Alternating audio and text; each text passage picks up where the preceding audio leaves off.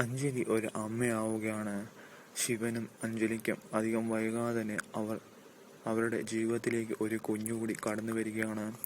ശിവൻ അഞ്ജലിയും അഞ്ജലി ശിവനെയും സ്നേഹിച്ചു വരുന്ന ആ നല്ല നിമിഷങ്ങൾ വന്നെത്തുന്നതോടുകൂടി പരസ്പരം പിരിയാനാവാത്ത വിധം അവരുടെ ഉള്ളിലെ വെറുപ്പും വിദ്വേഷവും എല്ലാം പൂർണ്ണമായി മാറുമ്പോൾ പരസ്പരം അവർ പിരിയാനാവാത്ത വിധം സ്നേഹിക്കുകയാണ്.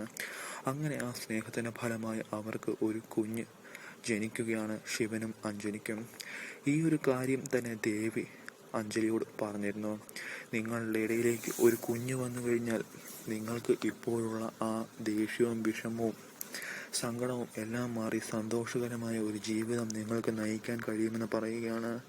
നിങ്ങൾക്കിടയിലേക്ക് ഒരു കുഞ്ഞ് വരണമെന്ന് ഞങ്ങൾ എല്ലാവരും ആഗ്രഹിക്കുന്നുവെന്നും പറയുന്നു.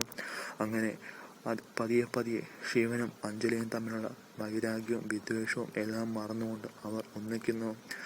പരസ്പരം അതിരുവിട്ട് സ്നേഹിക്കുന്നു.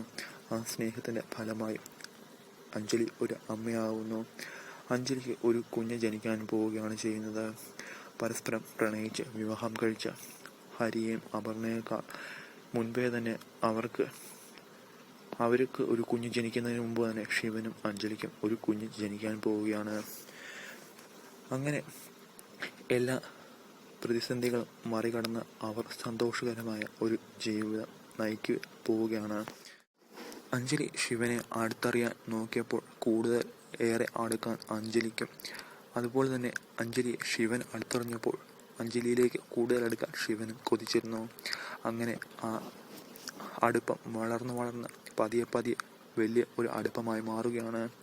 അങ്ങനെ സ്നേഹിച്ചു തുടങ്ങുന്ന അവർക്ക് അധികം വൈകാതെ തന്നെ ഒരു കുഞ്ഞു വേണമെന്നുള്ള ആഗ്രഹം ഉണ്ടാവുകയും അങ്ങനെ അവർക്കിടയിലേക്ക് ഒരു കുഞ്ഞു വരികയുമാണ് ചെയ്യുന്നത്. എന്തായാലും ശിവനും അഞ്ജലിയും പരസ്പരം പിരിയാനാവാത്ത വിധം സന്തോഷകരമായ ഒരു ജീവിതം നയിക്കാൻ പോവുകയാണ്. അധികം വൈകാതെ തന്നെ അഞ്ജലി ഒരു അമ്മയാകുന്നു എന്നുള്ള